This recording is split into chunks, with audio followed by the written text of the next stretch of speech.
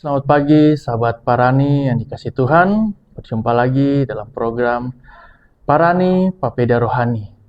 Sebelum saya akan menyampaikan renungan singkat di pagi hari ini, mari kita satu dalam doa.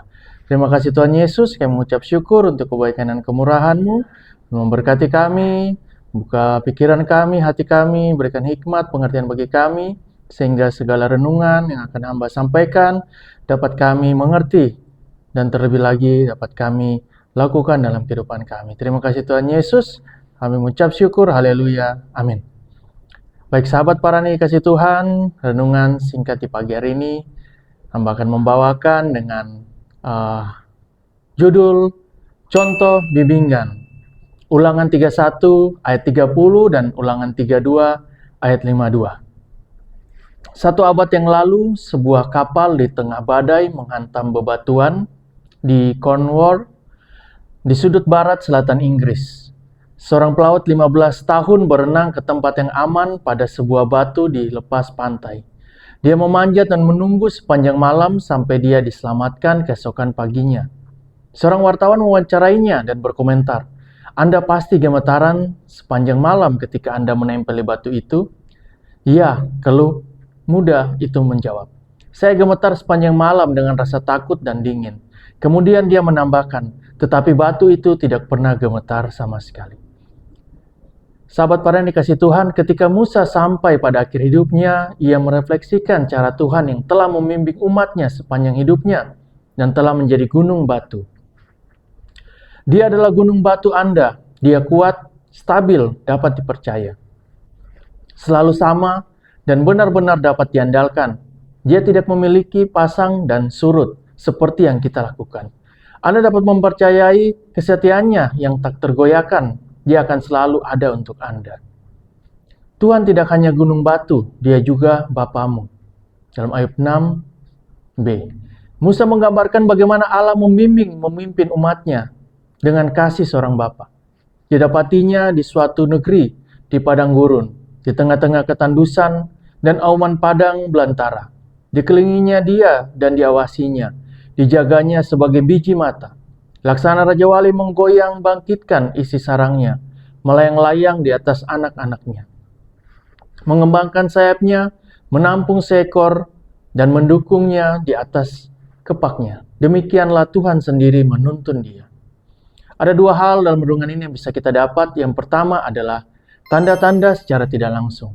Dia melanjutkan dengan menggambarkan bagaimana Tuhan dalam pemeliharaannya, memelihara umatnya. Dia memberinya makan dengan madu, minyak, dadi, dan susu, domba dan kambing, gandum yang terbaik, darah buah anggur yang berbuih.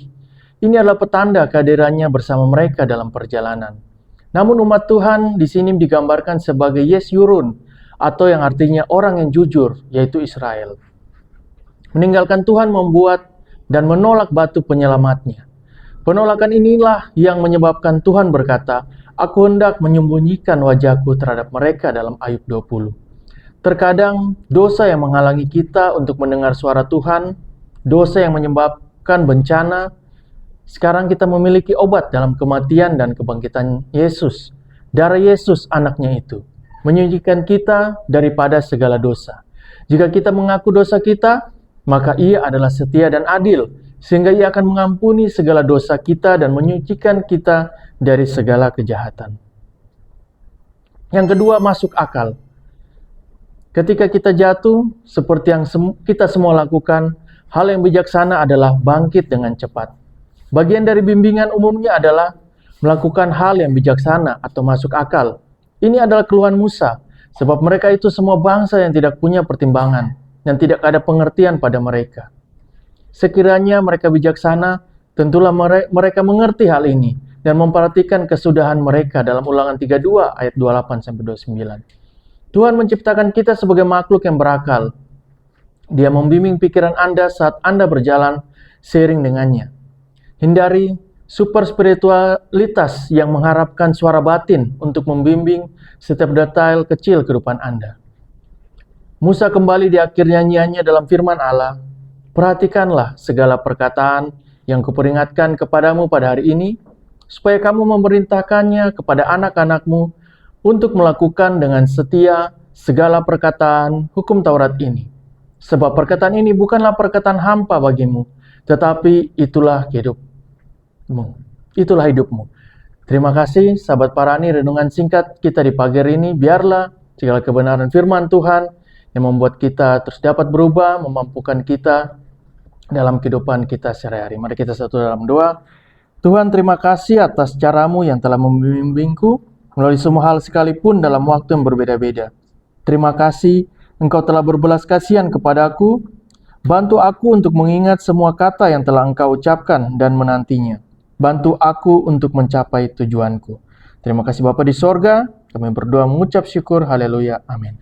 Terima kasih sahabat Parani. Kita akan berjumpa kembali di waktu yang lain dengan program Parani Papeda Rohani. Tuhan Yesus memberkati. Salam sehati.